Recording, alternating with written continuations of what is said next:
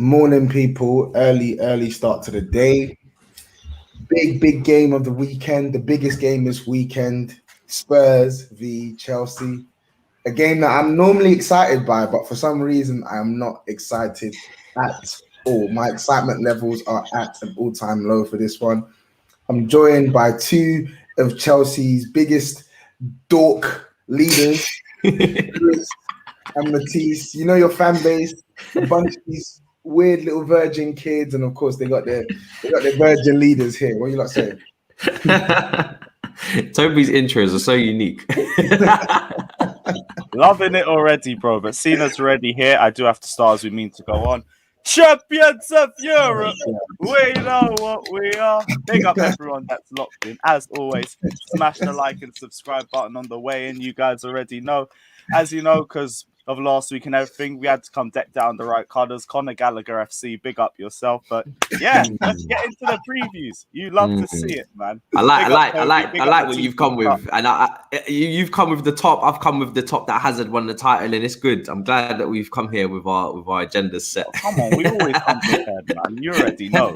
Agendas have to run. I get it, guys. I get it. People already in the comments saying you still rattled from Hazard. All right, we'll get into all of this. So big up Neil in the cut as well. I see you, my G. We will get into all of this. Of course, these spammers, it's like they don't want to let me live, man. They're everywhere, bro. Hey, if you don't do it already, do slow mode on your streams. Yeah. I'm literally about to do it now. Yeah, I'm literally about to do it now. Finding that shit was the best thing of my life, honestly. I forget before every stream, and it's like this is my reminder. Yeah, I've just done it now. So, you fucking spammers. Let's see how you work now, batty boy, man. Anyway, lads, listen, we're here to. I don't know about you. I always ask this question whenever we do these streams. But first and foremost, this fixture, what does it mean to you? Like, I know Spurs were shit now. We're not in the best moments now, but I think it's fair to say that outside of the North London derby, Chelsea v Spurs is literally like the next best sort of fiercely contested fixture in London. What's you lot's thoughts on that? Because when you look at it, maybe not now, but let's go back to 5-6 years ago. Chelsea were the ones killing Spurs' title challenge. Then the season after that, you lot win the league. We finished second. Then before that, we had the battle at the bridge and all of this shit. So what does this fixture mean to you as Chelsea fans? For me, I think, I'd say it's asked the Tottenham players as well first, because from the sounds of it, they view Chelsea v Spurs as bigger than the North London derby.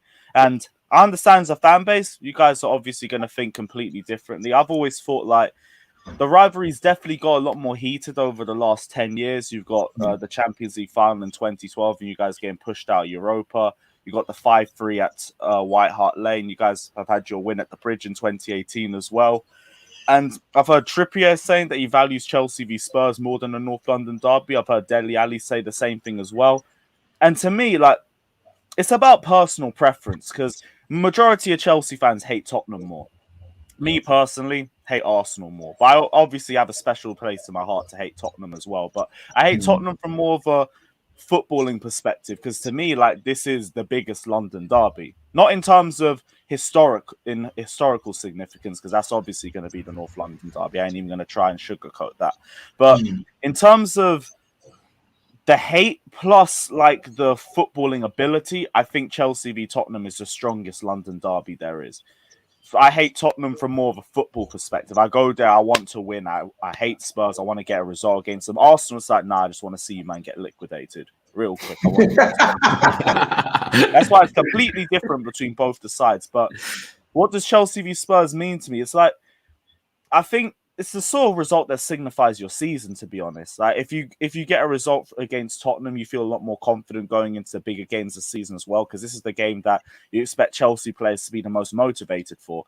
If you struggle to get a result against Spurs, I question the team's motivation throughout the season. So this would be a good game to see the motivation, see how we break down a low block as well, because that's what I expect you guys to be coming out and setting up for as well. Also for us, I just want to see how we create chances, because if you look back at the Zenit game, that was one of our biggest problems. And I feel like Nuno's going to try and snuff out the balls to Lukaku. And if he does that, he basically snuffs out our entire attack. But in terms of the derby, do just look forward to it. It does feel different when we face Arsenal, when we face the likes of Crystal Palace, West Ham, and all of those other London clubs. But yeah, that just builds the excitement for it. Also, going back to White Hart Lane or the Tottenham Hotspur Stadium, I don't know what you guys are calling it, but we've started making a happy home of it recently. Just keep it up. That's all I got to ask from Chelsea. Keep it up. Yeah. Chelsea love to gate crash Spurs parties, really, to be honest. When we were playing at Wembley, our first home game at Wembley, Conte rocks up there and we lose 2-1 or 2. Was it 2-1? Yeah, 2-1 to 2-1. Yeah, I think so. Yeah, 2-1 to Chelsea, and then our first home game against Chelsea at the new stadium, we don't even score a goal, lose embarrassingly 2-0, and then we lose again 1-0 last season. Matisse, in fact, before you start, let me just mention this super chat. Big up Nizzy M, Chelsea fan, of course. Lewis and Matisse bringing their Chelsea crew to my channel. That's fine. That's big up the support. I appreciate that. Love the way that Spuds. A man said Spuds. I hate when people say the Spuds.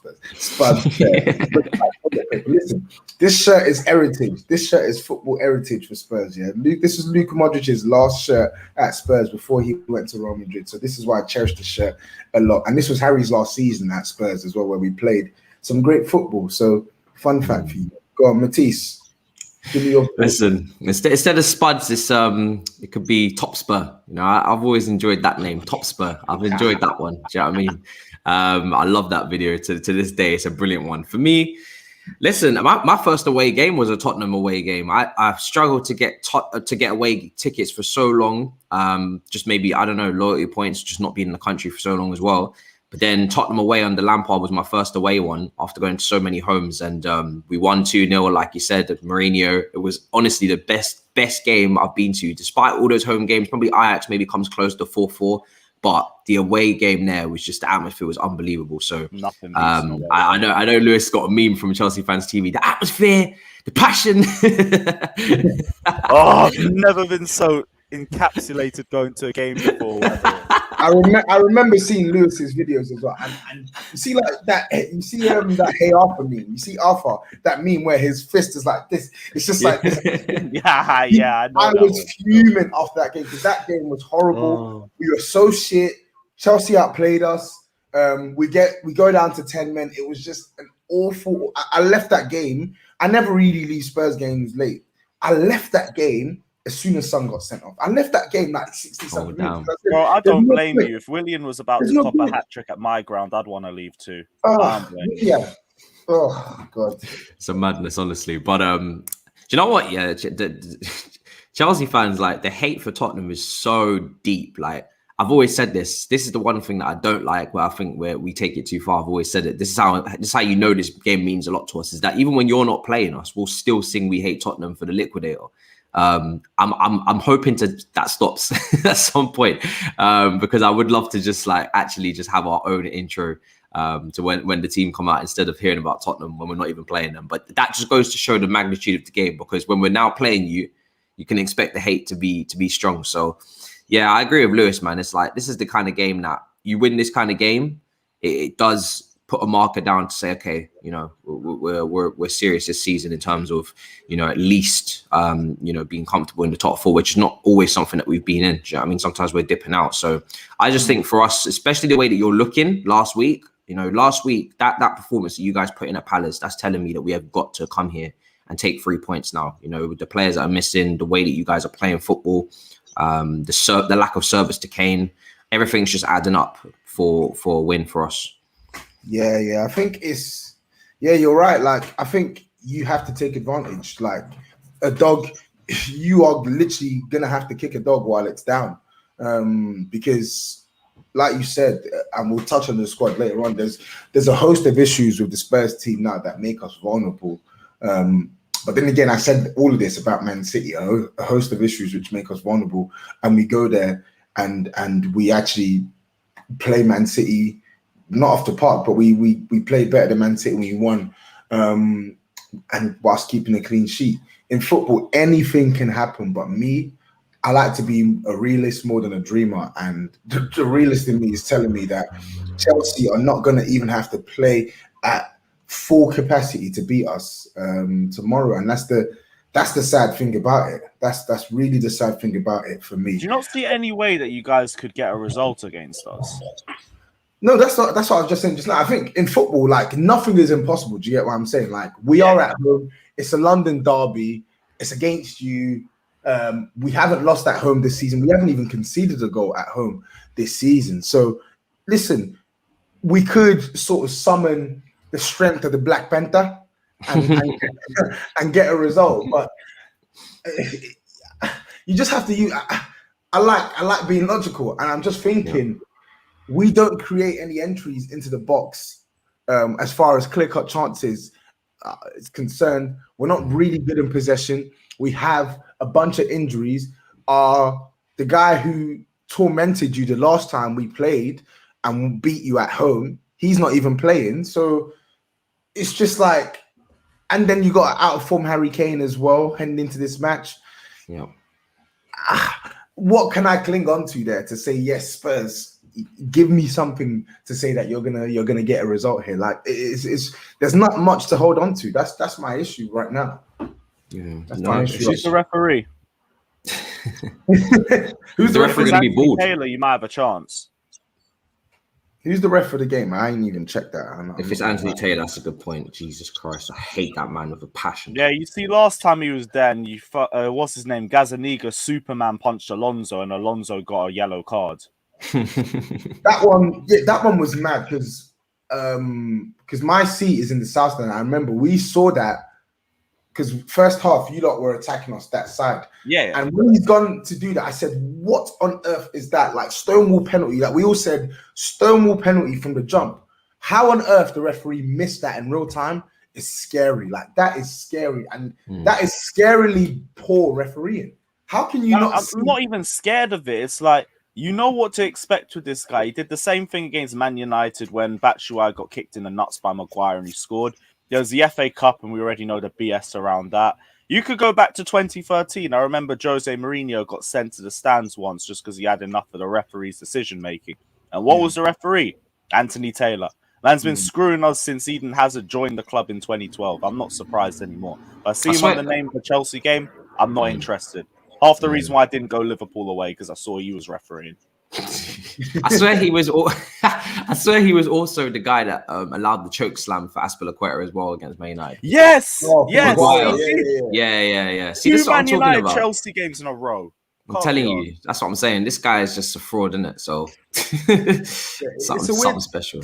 It's a weird one because I've seen his atrocities against Chelsea, and I saw all of those decisions, and I must say, like, they're all blatant decisions that he should be getting in real time, and even with the help of VAR, he's still fucking up. But you don't need to worry about that. Paul Tierney is going to be the referee for Sunday, so let's hope we get a fairly judged game of football. But moving on to the team news as well.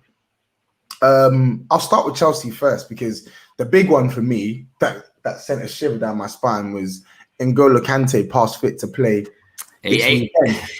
So I wanted to ask you, I know Reece James is also back as well after his one game suspension.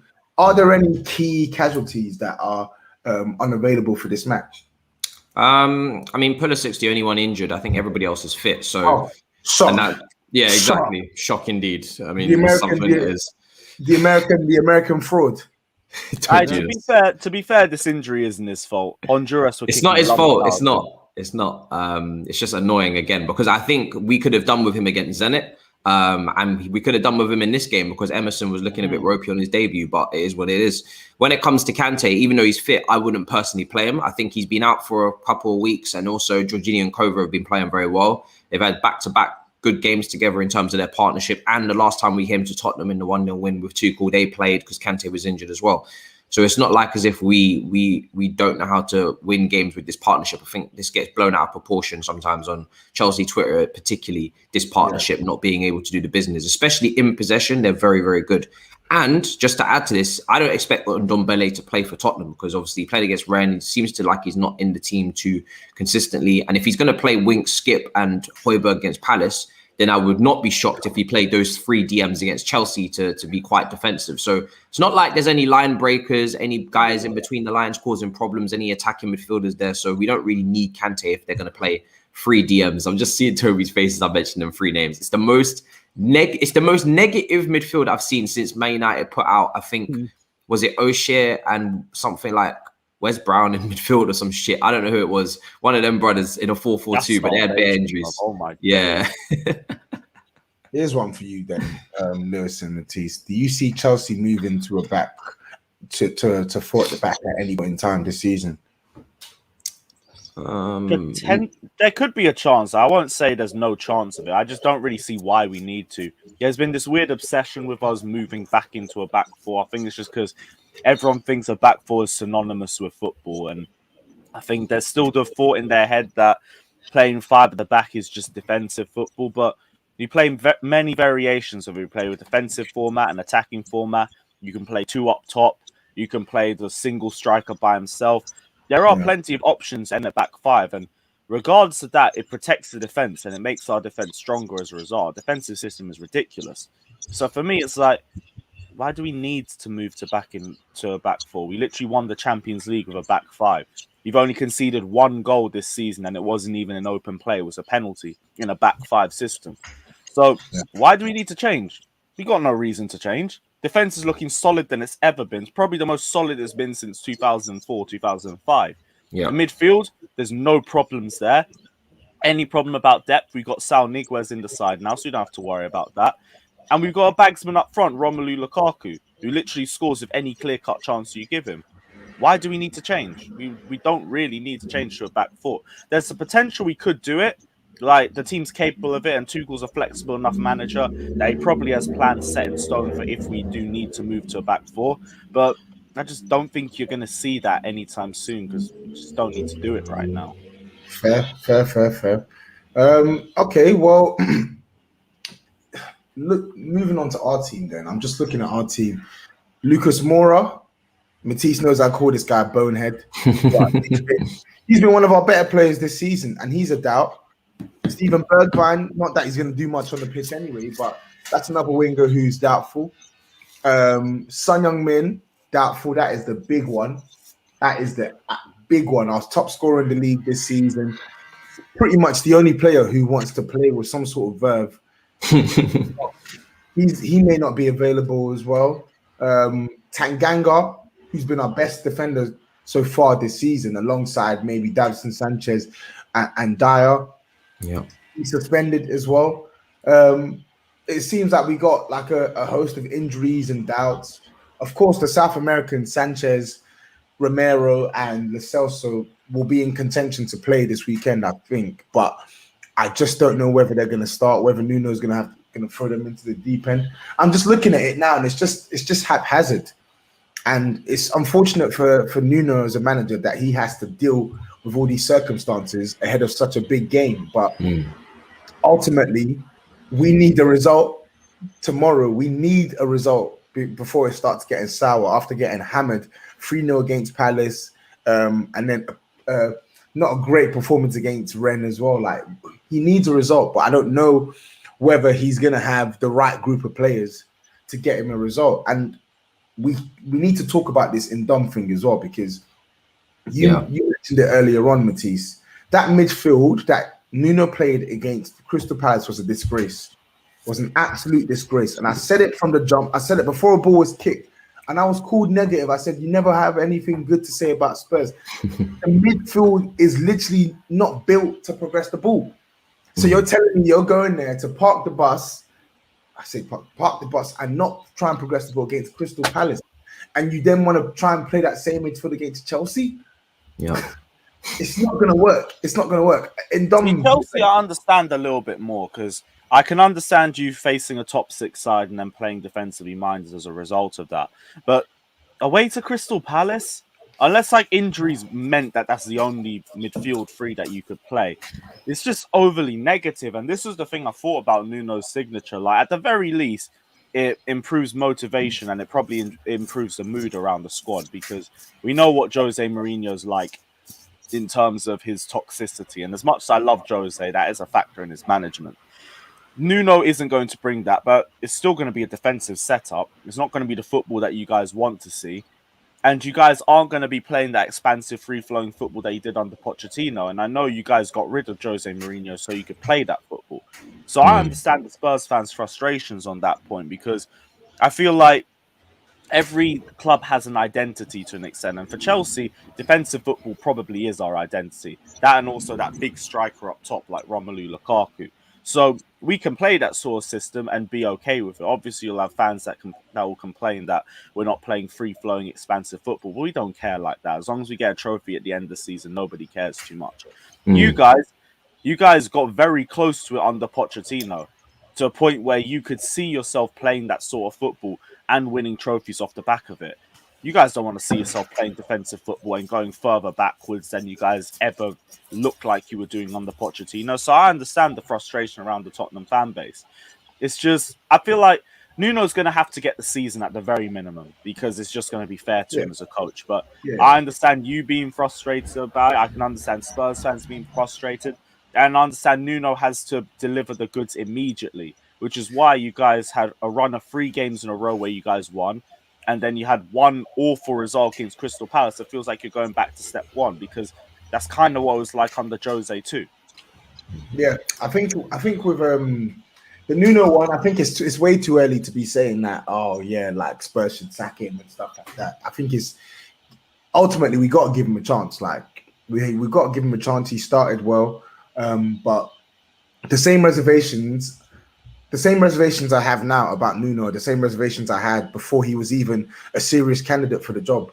I didn't want Nuno at Spurs, not because he's a bad manager, not because he's a horrible person, but because stylistically what we've seen at Wolves does not resonate with what we were trying to build towards. And this was going to then be my next conversation point with you and Matisse, because Nuno, for all his inadequacies when it comes to sort of free-flowing attacking football, he is hamstrung in terms of the caliber of players that he has at Spurs. Because when you look through our team, the squad is poor. Yeah. It is poor. As far as being a top 6 side is, because we're not even a top 6 side anymore, the squad is poor. It's not good enough. And the improvements that we made in the summer were still not enough.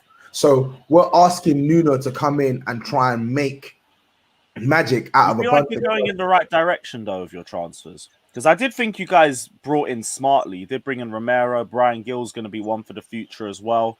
Can't lie, there's not any other names coming off the top of my head, but like your transfer window in itself, like it looked like you guys were pushing yourself in the right direction. It's just, again, like you said, where it just wasn't really enough. You guys still need to do more, but it's like slow progressions.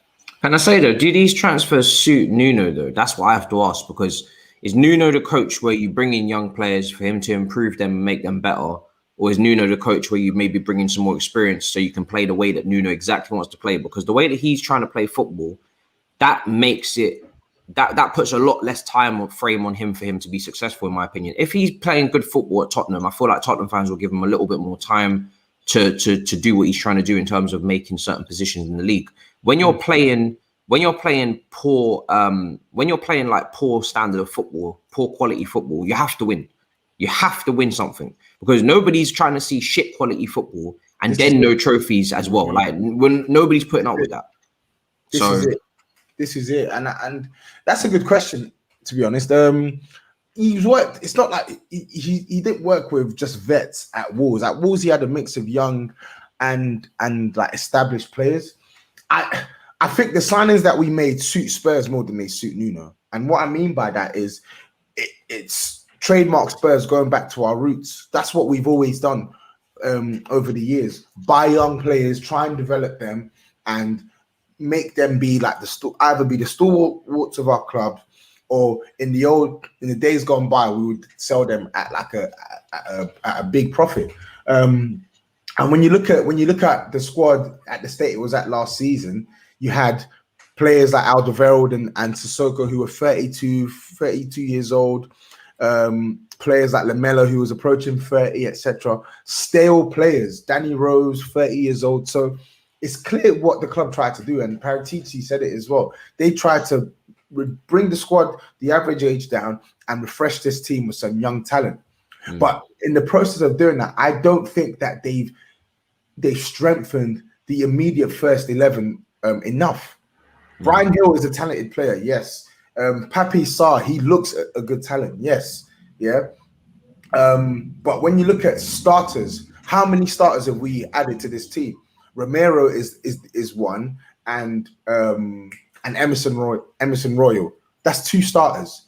It remains to be seen if Emerson's going to be better than Tanganga at right back as well, because Tanganga was doing the business there, and he's obviously So Emerson, for me, he's an unknown quantity. I don't really know much of him. As I said when we spoke about it, I just remember him and Firpo. They were the in thing when we were both at Betis. Like, they were highly rated. So I'm hoping Emerson will come good, and I think he looks like he could be a good player for Spurs. But again, you're right. He still needs to prove his worth in the Premier League. So when you look at immediate improvements to our team, we're still lacking. We're 1 striker short. We've still not sorted out our right wing spot. Like, we've lost 16 goals from Gareth Bale last season. We lost X number of goals from Vinicius in the Europa League last season. We're having to play Harry Kane against Rennes. Fair enough. Rennes is the toughest. Rennes away is probably the toughest game we would have had in that group. So I can understand playing Harry Kane. But the fact of the matter is, our squad, we now have a first 11 that's still not good enough. And on top of that, the depth that we have is even worse. So whilst we did some good things in the window, it still wasn't enough. It still wasn't enough. Because when you watch this team play now, there are still so many players that you will say, they're not good enough for Spurs. They're not good enough for Spurs. They're not good enough. I mean, Gallagher was the best midfielder on the pitch last weekend. Do you know what I mean? By a country mile, Gallagher, and he's out on loan from us. So it's like, you can just see, for me, the season hangs in the balance of 2 things. If Harry Kane gets back onto form and gets himself in the situation where he's back playing at his best, which I think is, I don't know how long it's going to take. And also whether Ndombele becomes an actual part of your first 11. Because when he's on the pitch, things can happen. He's not consistent. Sometimes he can drop a stinker, but when he's at his best, he's a ball carrier, he's a dribbler, he can make things happen, and he can just disturb defensive shape as well and just create space for others by being a magnet with the ball. Winks, Skip, and Højbjerg, they're just going to play in front of you. And Højbjerg, I think, is probably the most dangerous out of the 3. I mean, he's meant to be the deepest guy, I think. So it's just that midfield combination there is just far too passive and static. It's not going to work. You need someone else who's going to do the job. What happened to Lo Celso as well? He was meant to be something. He's a fraud, Lo Celso. Like, he's not. he may not be like a totally shit player, but he's a fraud. Like, he doesn't actually do anything on the pitch. He doesn't progress the ball. He is meant to be a good ball carrier. He doesn't carry the ball consistently well enough. He doesn't create chances. He doesn't score goals. He doesn't break up play. Like, he's really in that midfield, and he's not making any sort of impact on the game. Lo Celso is not a player that I can look to now and hang my hat on and say, yep, I think he'll perform for Spurs. He's not. Yeah. In our midfield, there are only 3 players right now who I think can give us something. Yeah, Skip is one of them, and Skip I don't even rate highly like that. But just for the mere fact that he can sit deep, and his reading of the game when he doesn't have the ball at his feet is to a decent standard.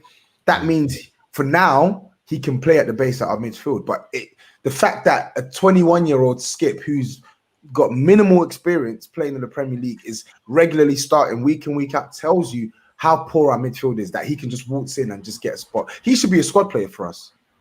And I think he's okay, but he should be a squad player for us. Really and truly, we should have a much better player playing in that position than Skip, but we can't.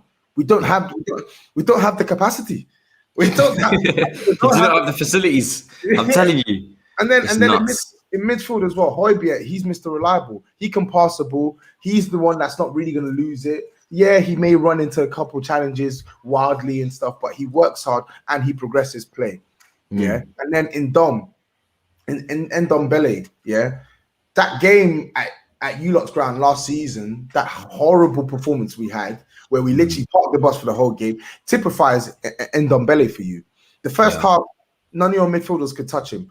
Freeman tried to get on him and he'll wriggle out of it. Like, he's trying his best to progress play. But my problem with Ndom is that his influence fades. It fades in the match. And as the second half went on, his influence was fading and fading and fading. And then Mourinho took him off. Is he gassed out or what happened, do you think? I think his conditioning needs to be better. I think his conditioning needs to be better. Like, he's not durable.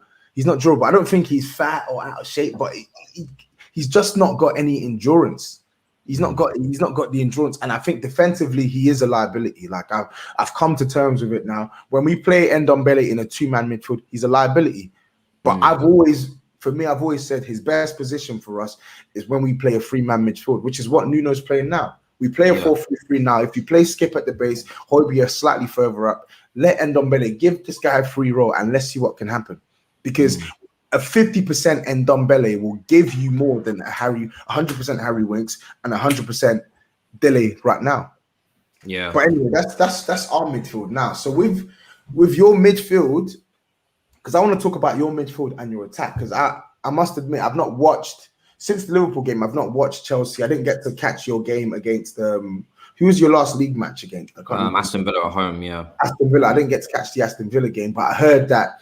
I heard from commentary that they were playing you off the park in the first half, and then I'm hearing again, I didn't get to watch the Zenit match, but I'm hearing that Zenit also made it uncomfortable for you to create. So talk to me about your midfield and attacking sort of composition.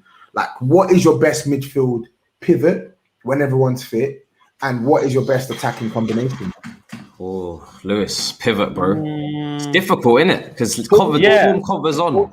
Before you start, that's the problem. Oh, go on. Let me just read out this super chat as well. Big up Basher. Tobes, first time in your show, my follower. Rate you for your foot knowledge because I'm an Inter fan. I saw you in an Inter jersey, so big up. Thank you, bro. Thank you for joining in. I do love my Inter shirts. Admittedly, I've not worn one since the Antonio Conte scandal, so let's not talk about that. Yeah, go on. The pivot, it's a bit of a sticky one because, like, the Villa game, I understand, like, we gave Villa a lot of chances in the first half, but a lot of it was just Sal needing to adjust to Premier League football. I'm not going to get on his head or anything like that, but he clearly struggled in his first game. It just is what it is. He'll come good. He just needs a bit more time to adjust to Premier League football. I wouldn't rush him back into games like that. So I wouldn't really think of him in terms of this sort of match. But in terms of Kante, Kovacic, Jorginho, I'm really not sure which one we start with, because Kovacic's form over the last week has been some of the best performances I've seen him in a Chelsea shirt, let alone over the last year or even 2 years if you want to go that far. No, in his entire Chelsea career, like the Villa performance, the Zenit performance, there's some of his best performances. So I don't know if he can be dropped. Kante, you know what he brings into the Chelsea squad. You know he can progress the ball well. You know his breakup play is second to none in the world. But I think Jorginho is the most undroppable one out of all three of our midfielders because you need a sitter. Yeah, because I always say with that pivot, you need a sitter and you need someone to drive with the ball. Kante and Kovacic, like, they're both quality individual players, but I always get worried when they're together that both of them press and they leave spaces in behind. And we can have one of the centre-backs drop deep to try and accustom to that, but it still puts us in a bit of an awkward situation. So for me, Jorginho has to start. And I think I would just go Kovacic because we'd be better at retaining possession. And also because on the form that he's on, I just don't think that you drop him. I think that would kill his confidence if you drop him for a game like that, like this, of this magnitude with the performances that he's been playing. But the pivot's been amazing for us. Like the last 2 games, I wouldn't take too much into account. There's more of a question mark over the inside forwards than there are the midfielders. Aston Villa was simply because Sal was playing in his first Premier League match and Jorginho was out of the lineup too. As soon as we brought Jorginho, we stabilized the midfield and we controlled the entire game. Zenit, that was just Mount and Ziyech didn't have good games. They struggled to feed the ball into Lukaku quickly enough. They forced him to have to drop deep to receive the ball. And as soon as he dropped deep, he had about 2-3 Zenit players on him. He couldn't do anything. We had to have the wing back start cutting inside and making runs into the box just so he could have options. So for me, that problem was more based on Mason Mount and Hakim Ziyech. And Potentially the system that we played up front as well, because I've been looking to see Chelsea play 2 up top for a while now, and I wanted to see the Werner and Lukaku partnership. All that we've seen from them is the last few minutes against Aston Villa, and Timo Werner still made a great run to open up enough space for Lukaku to bag the 3rd goal against Aston Villa. So there is a bit of potential in there, but I also can't really give a full judgment of it until I see it in a full 90. Spurs might be a big game to try it out in for the first time, but like they've probably been trying it out and training at the very least. They have an idea of how to get the system to work. But for me, for the lineup as well, I want to see Chelsea play 2 up top. I think Werner and Lukaku complement each other excellently. The only question mark would be the chances. Who do we play in the middle of them? And do they create the perfect amount of chances, or the what's the high quality chances for Romelu Lukaku and Timo Werner? Werner, I'm not really as worried about, because even when we were playing him at left wing, when we were playing him up front last season, he got into space, he created chances. His problem has always been, can he finish the chances? Which is why my focus on him in this season is you have to be clinical. I can't give you the same amount of patience as last year. You have to start taking your chances. Despite him still being a quality player too, because I don't like this narrative that Timo Werner's a terrible footballer just because he can't finish. No, he's got a lot of good aspects to his game. All round, he's perfect. The problem is his first touch stinks and his finishing ain't good enough. But he is lacking technically though, because he's not someone who can hold up the ball. But he's never been someone who can hold up the ball. He's not someone who can get the ball in a standing position and go past players. I think he is someone who needs a lot of space to run into. But that's what Lukaku should be able to give him, and vice versa too. Werner can take players away with him. Lukaku takes players with him as well. They both have that presence about them, which is why they complement each other so well, because whoever you focus on, you give more space to the other. The only problem is I could see you guys focusing more on Romelu Lukaku, because as last season showed, you can give Werner that space. He'll still fluff his lines. So he needs to have more composure about himself, and he needs to be a better finisher if he wants to be able to be successful in the Premier League. But in terms of system, both of them prefer to play with 2 up top. Lukaku balled out in Serie A with Lautaro Martinez next to him. Even though he can play by himself too, he has shown that for us. But at his best is in a 2. Same thing with Timo Werner. He played off Poulsen at RB Leipzig. So I want to try and see if we can get the best out of both of them by playing them together. But the only way you do it is if Werner finishes, unless he just becomes a complete setup man like he was last season. And he's capable of doing that too. Which is why I was saying, like, he had a bad season, but 27 goal involvements, like, it's a bad season, but you got to be able to give him some prop as well. Nah, I'm sorry, Lewis. He cost £45 million. I know and I get what you're saying, because the goal involvements were good, but in football, I know stats are important, but we also have to use eye test as well. We have to look at how Werner is actually was impacting games for Chelsea last season, and for a fair share of them, despite the work rate, despite the willingness to make runs, etc., he was just not doing it. Yeah, no. Like when Werner's bad, like it's awful. It's genuinely awful. But I don't know where it switched for him. I think it was the November international break, because like the first few games of last season, he came in, he was our best attacker by a mile. Games like the 2-0 loss against Liverpool, the guy was driving our attack single-handedly. Then he goes off on an international break. They lose 5-0 to Spain. He comes back just a complete shell of himself. And I think it took him months to recapture some of his previous form. And I think it's fair to say I haven't seen that Timo Werner since. The Werner that first joined Chelsea just completely disappeared. He doesn't have the players with the same confidence. Even in front of goal, he doesn't really seem as confident when he takes his chances and everything like that. When it comes to setting up players, like his brilliance in terms of the setup. And that's why he still was able to get goal involvements, because he got majority assists compared to goals. I think the problem is we brought him in and we all said our striker problems are done. We have a finisher. And I think that's also to blame for a lot of Chelsea fans, because Werner was never prolific at Leipzig. He missed hella chances there too. It's just they generate so much more chances because the league's more open like that.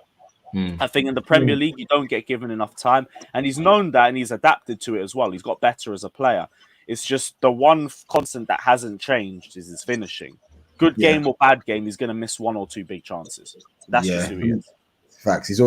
That's always been Werner. That's literally always been Werner. Matisse, I'm coming on to you on this one. So give me because obviously Lewis has given me his view on your midfield and your attack. I see. Let's focus more on your attack because I feel like the midfield. We know we've spoken about it. You need one sort of sitting, and you need one who can go and chase.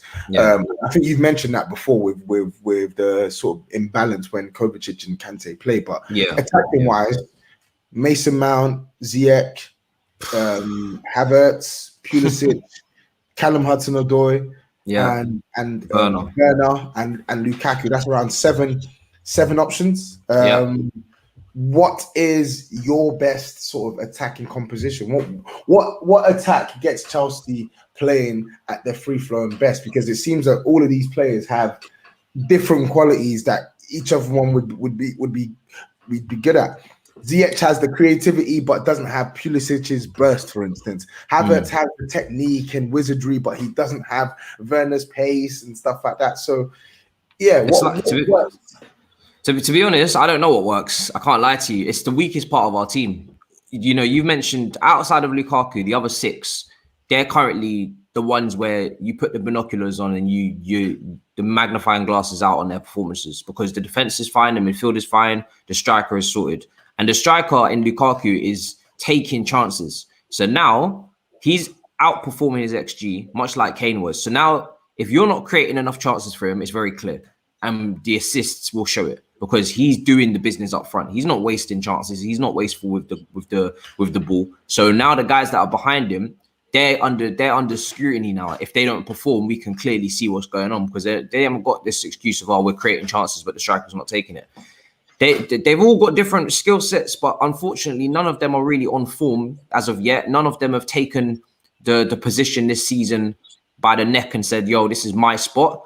But they've all got deficiencies in their game. Do you know what I mean? They've all got little things that they're bringing, but they're not bringing in other areas. And we're lacking someone in their prime in that role right now that is just constantly creating like a Juan Mata level of player. When he was at Chelsea, getting player of the year 2 years in a row, creating chances, scoring goals. We're missing that person in that role because I personally don't know which combination is the best one to go with. I think Mason Mount will play this game just because it's a big away game and he'll funnel back into midfield. Ziyech has put in 2 quite subpar performances in a row now against Villa and Zenit. Werner could play this game, but at the same time, you know that, again, the finishing is a little bit of a myth, so there's going to be downside there. And even Kai's not really been playing well in the last few games either. Came on against Zenit, didn't impact anything, and he didn't really, show any sort of spark either. Hudson-Odoi never plays in this front three, and Pulisic is injured. So, bro, it's the only part of the team that, listen, if someone's leaving at the end of the season, so let's see what happens with this part of the field. Most of them are quite young, so I'm hoping that they improve and they fix up themselves. I'm probably just going to lean back onto the Havertz and Mount combination for the game against Arsenal and go with those two. And then maybe Werner comes on in the second half if we're leading and you guys start to push forward. I've always said that maybe Werner could be this impact sub.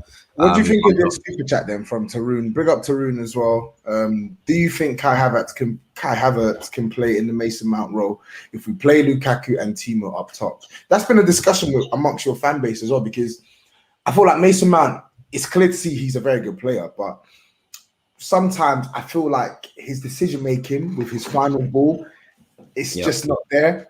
And I feel like Havertz, when I've watched him, I feel like he's slightly more decisive, but I also feel like his final ball isn't there as well. Really and truly, if I had to pick a player to play behind both of those two, to find them, I would play Ziyech because I think he's the best chance creator out of the lot. But I just think he lacks in certain areas that they can offer. Like, I don't think Ziyech is a better ball carrier than Mason Mount. I don't think he can take players on better than Mason Mount. I don't think he can take players on better than Havertz. And I don't think his runs into the box are as good as Havertz as well. So who actually takes that creative role?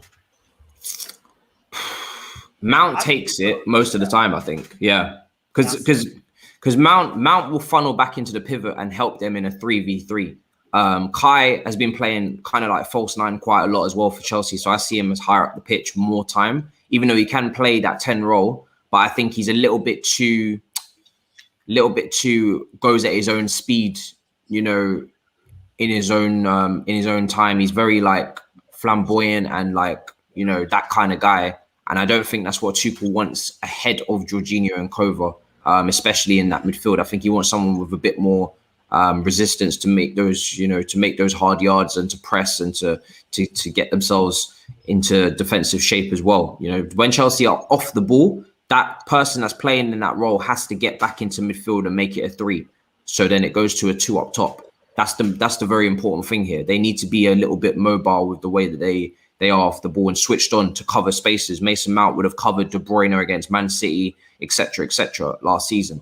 And I don't think Kai is going to do that. So I don't see Kai really playing that role very often, especially not in a game like this. Maybe a low block at home to Newcastle, maybe you can get away with it. But most games, you're not going to see Kai playing in that Mason Mount role. I think it's strictly between Ziyech and Mount. The problem with Ziyech is that Ziyech is either having a great game like he did against you guys in pre-season, or he's a ghost and you don't see him and he doesn't get on the ball and the game passes him by.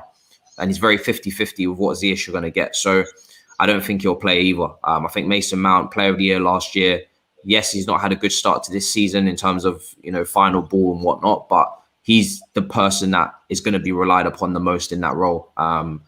It's not even close, in my opinion, in terms of that. I think Ziyech's in a tough spot because he picked up some good form over pre-season, played really well against you lot. Then he picks up an injury and he just, since he's come back, he just hasn't really been it. Do you know what I mean? He shoots when it's very clear it's going to get blocked. You know, things pass him by a bit. He's got this one pass that he loves, where he loves to make this whipping ball into the box from the right-hand side. But playmaking-wise, I think Ziyech, and people are going to get onto me for this, but I think Ziyech is sometimes overrated from a playmaking standpoint. I don't think he has so much range. I haven't seen the range that people are talking about so far in a Chelsea shirt for us to be saying he's a playmaker. I've watched Juan Mata, I've watched Cesc Fabregas, I've watched proper playmakers at my football club, and he's not showing the kind of creativity and invention in his role that he should be showing, and that what people are talking him up to show. So, yeah. But don't you think someone said it, innit?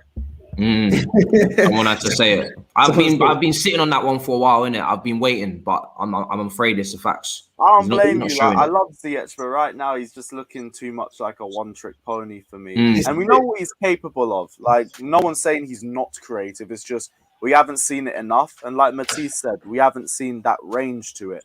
It just seems like if it's not coming off the right-hand side and it's not coming off his left foot, there ain't really nothing. And plus, like you guys showed when we drew 0-0 at the Bridge, you can stick 2 or 3 players on him and he's just done for. He can't do anything. If you double up on him, it's a long day because he doesn't have the pace and he can't get around people like with the speed as well. It's got to be, everything's got to be very perfect and precise for Ziyech. And this is why, coming from that Ajax system where everything was perfect and precise in a league that they dominated, and all of their football was like a conveyor belt. It was very much each pass leads to another, and it's very much like you move up the pitch as one. Then to come out of that system and come into a Chelsea team where maybe you've got a bit more free. He's got freedom in the Ajax team, but there's a very clear philosophy that they've been doing since youth level, and there's very clear identity with the way that they attack. I think Chelsea, we're a little bit more loose with the way that we attack sometimes, especially since Lampard was here as well. There's not so much structure in our attacks, and I think it's not really benefited him. Yeah, I think with Ziyech, and he's a player that I really like. I really like him. I know he is. I think Lewis has hit the nail on the head, and you're talking to Matisse, that I think it's predictable creativity. Like, you know what he's going to do, but when he gets it right, it's very, very hard to stop. Like, when he gets that ball from the right hand side, swinging into the left, with a player like Lukaku in your team, like if he gets that cross right on the money, it's very hard. It's long to defend against it. But to me, I think watching him more and more now in the Premier League, you see his limitations as a winger. I think his limitations as a winger and his ability to from a standing position, to go past players, his ability to take the ball to the byline and get a crossing on his weaker foot. Like you lot said, he has to have it as close to sort of perfect conditions for him to thrive. And I think, unfortunately for him, it's not going to be like that at Chelsea. He needs to make it happen no matter where he's deployed. And I think I think that is the issue I see with him as well. I wanted to get your take. I know we've been speaking ages and ages in Chelsea because I still want to speak about Kane and Lukaku, but where does Pulisic and Callum Hudson-Odoi fit into this? I know I'll give them banter, but I don't actually think both of those guys are bad players.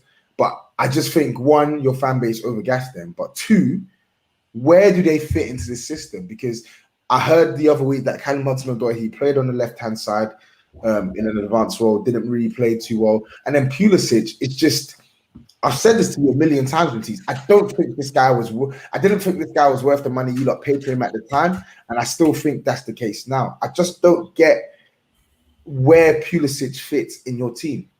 I've stopped typing now. Like, I want to see results in it.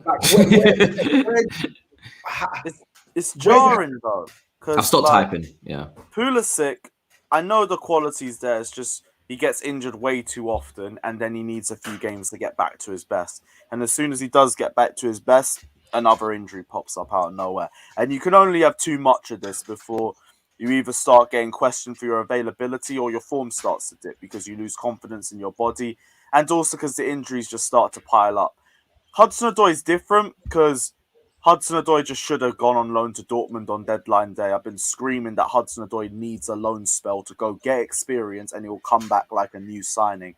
And as much as I understand it for the depth of the squad, I don't know why we're wasting Hudson-Odoi on the bench for another year just so we have right wing back depth. It just feels absolutely horrendous, and it feels like a bit of an insult to Cho's potential as well. Yeah. Like we're stagnating him for another year just because we didn't go and get right wing back, or we didn't push a bid for Adama Traore like we threatened to do in the transfer window. Like, I don't really care. Just put 25, 30 million on a semi-decent right wing back for depth. He might not even be better than Hudson-Odoi is at that position, but you let Hudson-Odoi go out on loan. Even if it's the Bundesliga where it's an open league, he can go there and get confidence and belief in himself, and he will come back like a new signing. The problem with Hudson-Odoi is that he doesn't have any experience to fall back on. It's because we haven't allowed him to go out and get that experience. Every other player from our academy who plays for Chelsea is either on loan now or has a loan spell to fall back on. They've all gone out on loan. They've all had that experience. They've gone and got better. Hudson-Odoi has not gone out, and he's not been able to go and get better as a result. That's why he looks so raw, and that's why Thomas Tuchel doesn't give him the same level of confidence either, because he has nothing to fall back on to show that. It's because he hasn't been allowed to go out on loan and show himself. So for Hudson-Odoi, it's annoying, and if he doesn't get the same amount of game time, I don't even think we look at a loan spell for next season. I think he asks to leave, because we've clearly held him back this year. We haven't put his development first. Dortmund was the perfect loan spell for him. It's a big club. He gets Champions League football. He gets to compete for his spot with decent players as well on the wings too. It's built out perfectly for him, and we just said no so he could have right wing back depth. It doesn't make sense to me. Pulisic, I do think he can succeed here.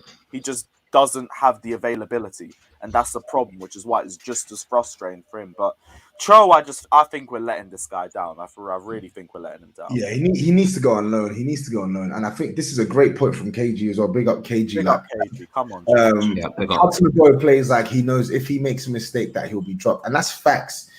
I feel like other players in your team get afforded a lot more leeway than he does. And at this point in time, for me, just taking aside the Spurs v Chelsea rivalry, just thinking as a football fan, watching a football player, you need games. He's 20. How old is he? He's at 21? 21 years old. Greenwood is younger than you. He's getting ample game time. Foden is younger than you, getting game time. Your peers, your age mates are getting sufficient game time. You are not getting game time. You need to go out there and get game time for yourself. And Chelsea need to do the right thing and let this guy go. Chelsea Dan Soft from Touchline Fracas, he's been preaching the same thing for young. Chelsea have a disease when it comes to hoarding your players. You love hoarding players, and you love keeping players that you don't want other clubs to get, but yet you won't give them sufficient minutes for them to develop. So this is why this is why Greenwood was younger, not Foden. Sorry. Yeah, this is why with Livramento leaving, and obviously we couldn't really stop him because he wanted to go and he wouldn't sign a new contract. But this is why I was so annoyed and when he left, because that was after we didn't get Hakimi, I knew Hudson-Odoi was going to have to suffer for it. Do you know what I mean? Because if we'd got a right wing back, then there's absolutely no reason to keep Hudson-Odoi. There's no reason, because he's not getting into the front three at the moment. And also the right wing back is now fully covered. You've got an attacking option in Livramento, who's playing really well at Southampton. And I was saying to Chelsea fans, yes, he's not played any Premier League games, but he's ready. Trust me, he's proper ready. He's the Academy Player of the Year, technically sound, physically imposing as well. And that's actually his position. Like Reece James had to adapt to it. Chilwell had to adapt to wing back. Hudson-Odoi had to adapt to it. Livramento actually played wing back throughout the whole of his youth development at Chelsea. He was ready, and he knew he was ready. That's why he left, because he wanted Premier League football, because he knew he was ready for Premier League football. And Lord and behold, he's starting at Southampton. He's put Carl Walker-Peters, who's a very promising young defender, on the bench. So from the moment we got rid of him, I knew Hudson-Odoi was going to suffer. And my confidence has completely dipped now with Hudson-Odoi in terms of him making it at this football club and him even getting some game time in that front three. I think he's going to end up just being shelled out for whenever we need that attacking right wing back, which I understand because we don't have the depth, like I mentioned. And I would have loved for him to go to Dortmund. You look at Dortmund, people say, he would have been, someone made the point before, I can't remember who it was, but it was like, potentially there's pressure on him to, perform on the Sancho levels. For me, you go to Dortmund, it's a bubble. Do you know what I mean? You go outside of England, it's a bubble. Look at Tomori. He goes to AC Milan on loan. Southgate's never even heard of the brother. He never gets into the England squad despite playing good games. Once you leave the country, the magnifying glass is off you slightly. And if you go to Dortmund, you go and play with Bellingham, young player who's doing very well. Reina, young player. Erling Haaland. It's the right environment. It's that youthful, talented environment where, like KG just said, you don't have to worry about making a mistake and being dropped for 3 weeks on the trot afterwards, because you have the license to do that. And unfortunately at Chelsea, he doesn't have that. So listen, I'm the confidence levels for him is at all-time low from me. And I've always, hyped up this guy and talking about how talented he is. But if you don't play and you don't get to show it consistently, and I'm talking not one game, I'm talking 3, 4, 5 games on the trot, like Werner's got last season, etc., which he's not going to get in that left wing position, then we're not going to see nothing. And if he played 5 games in a row in the Premier League at left wing and he still didn't perform, cool, different situation. We can talk about it. But he's never had that. You won't find 5 games in a row for Hudson-Odoi in the front three. You will not find it since he's broken into the Chelsea first team. So yeah, there's nothing really more to be said. On Pulisic, his destiny is in his own hands, isn't it? It's whether he can stay fit. If he can stay fit, or destiny is in the medical team's hands, should I say, because they need to try and work on him and try and make him a little bit more durable. If he can do that and he can get regular game time in that left wing spot, when he's at his best, Pulisic, he's one of the best young wingers in the world, in my opinion, when he's at his best. But that is very few and far between. When Pulisic's at his best, Tobi, like I'm talking at his best, he's putting in performances against Real Madrid in the Champions League. Do you know what I mean? But that doesn't happen often. That does not happen often enough. So American bum. But I'm joking anyway. Oh God. Let's talk about Harry Kane and Lukaku, and then we can wrap up. This one, lads. Lukaku.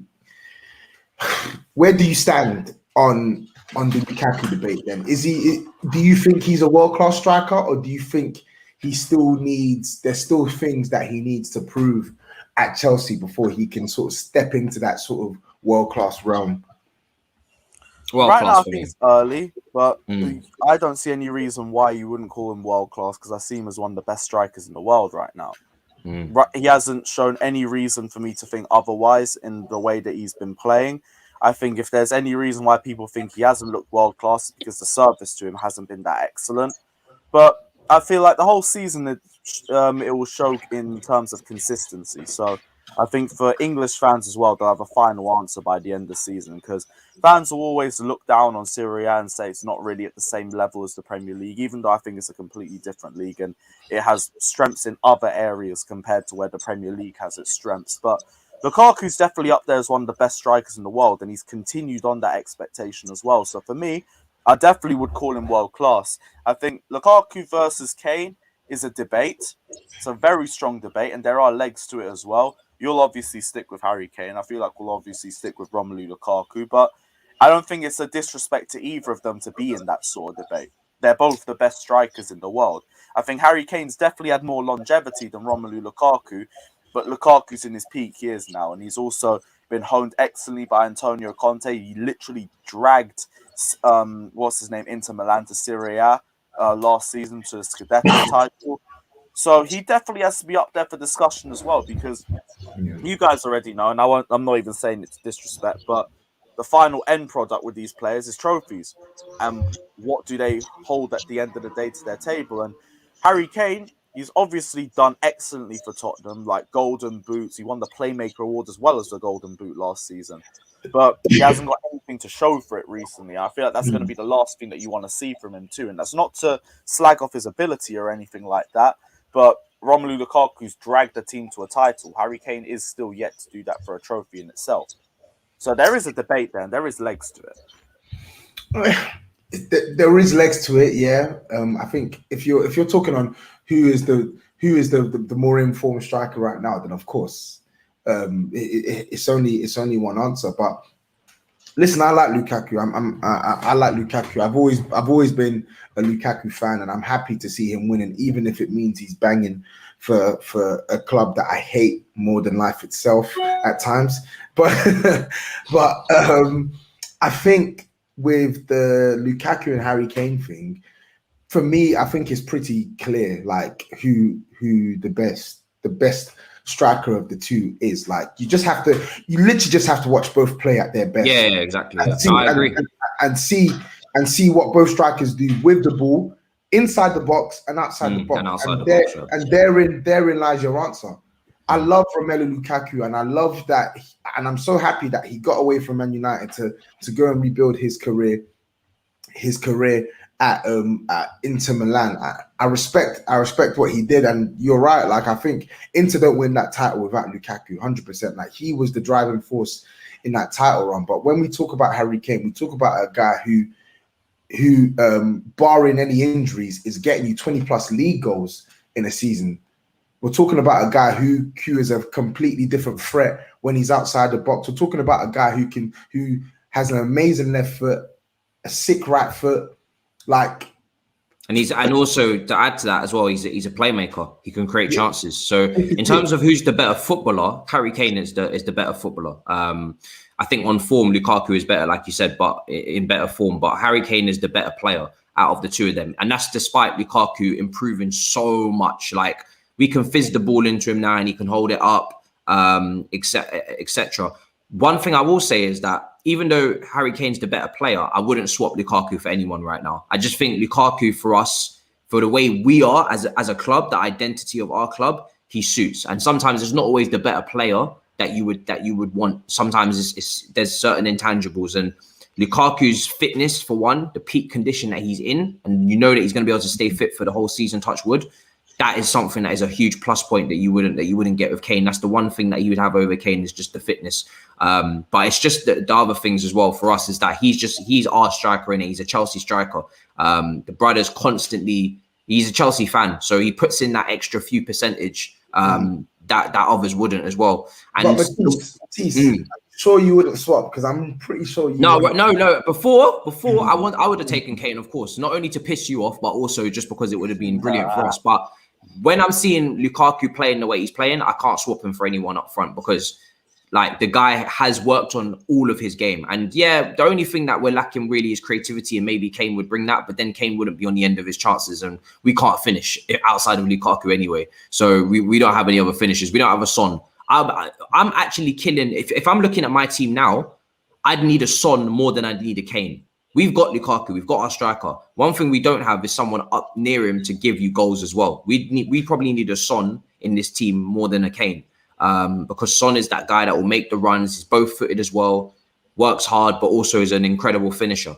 And then if you get a creator, you tell me we're going to get someone who's going to actually properly create chances, clear-cut chances, and a Son and Lukaku up front in the front too. That's incredible. And Son is durable as well. He's fitness. So, yeah, man, I think Kane, I would have taken any world-class striker down here when we didn't have one. Do you know what I mean? We had Abraham, Giroud, and Batshuayi. I would have taken any of these guys at the bottom. But now we have Lukaku, and I've seen what he's bringing in terms of the intangibles and just the hunger. I think with Lukaku, the hunger to win, because I know Kane hasn't won anything, but people remember Lukaku's first trophy there, major trophy that I can think of, was the Scudetto for Inter. He hasn't won the Prem, he hasn't won the Champions League.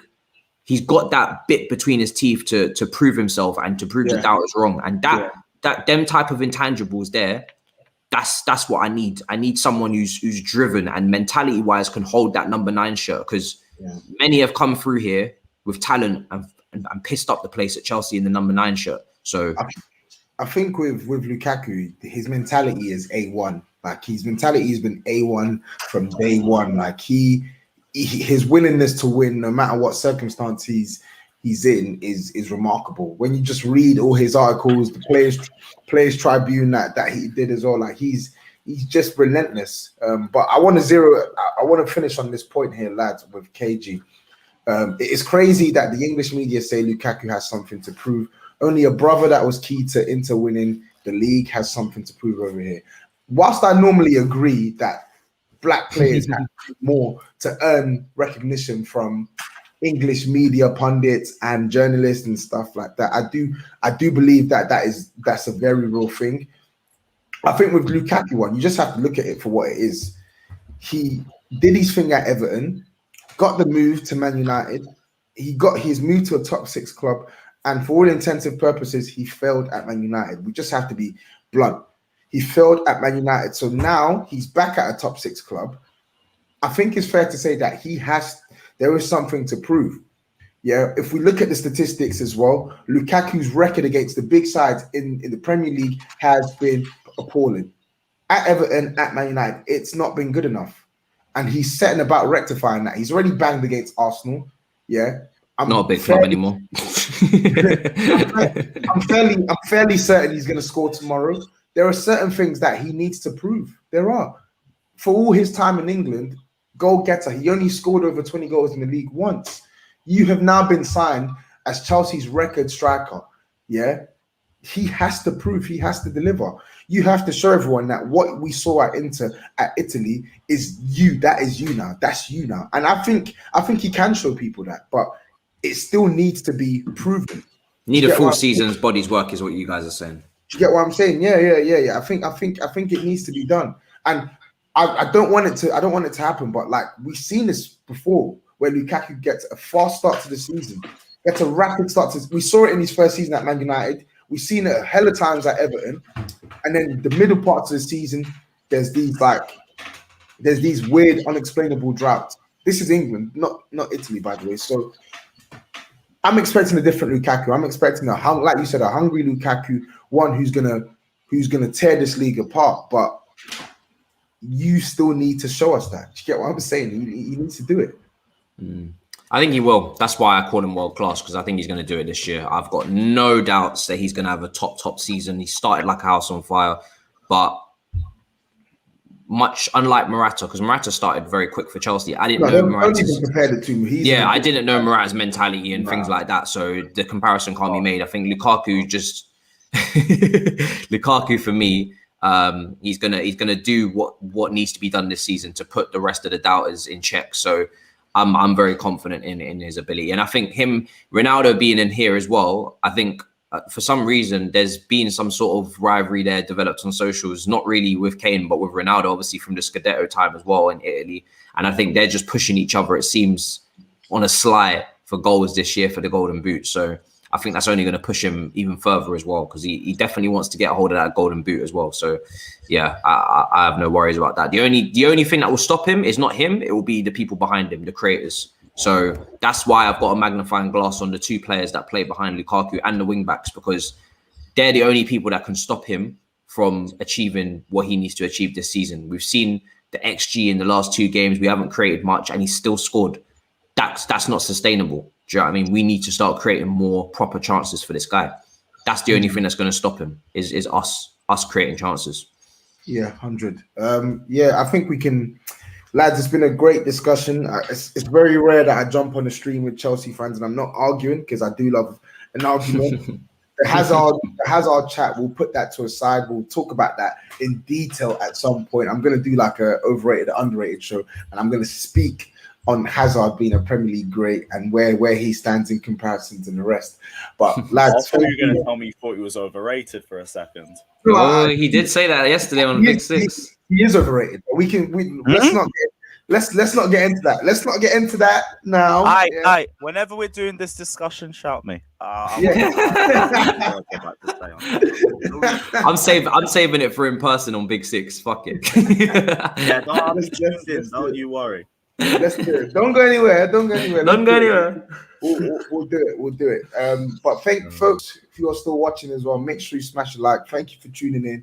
Thank you for the super chats. Thank you for the comments as well. It really drove the conversation as well. Tomorrow, are you guys going to the game, Matisse, Lewis? I'm not. I'm doing a watch along for it. Next game, I'm going to Southampton. Okay. Yeah, I'll be around. I'll be on the ground, ballied up and everything because Tottenham away, but we moved. But yeah, Tottenham away. You got to walk down Seven Sisters Road. It's long. It's actually so long to get to that station. It feels like we moved. Yeah, shout me, Lewis, if you want me to jump on like a fan cam or anything like that. I'll be at the game. Yeah, let me shout my cameraman and I'll come. I'm not sure if we're doing fan cams because it's a bit dangerous, Lewis. If we are, if we are, very techie. Sure. Yeah, very techie. This fixture. Don't know if you got that Don Robbie security. Yeah, you see, like it's a great idea and all, but like then you do it in practice, and Spurs fans are about. You did it. Well, you did it when I was there a couple of years ago. The last time we could have done it, you did it. You guys did it outside the ground, at the bottom of the steps. At the very, if it's different, I'm going to get banged in the jaw for it. So my God, Jesus. I hope you don't. Anyway, but yeah, honestly, hopefully, win or lose, hopefully we get a good game tomorrow. I'm not optimistic, but let's see. Guys, thank you again for joining. Folks, remember, as I said, as we're closing out, smash a like, leave some comments in. I do read the comments as well. And have a good weekend. I'll be back tomorrow to talk about the results. So let's see. Take care. Peace out.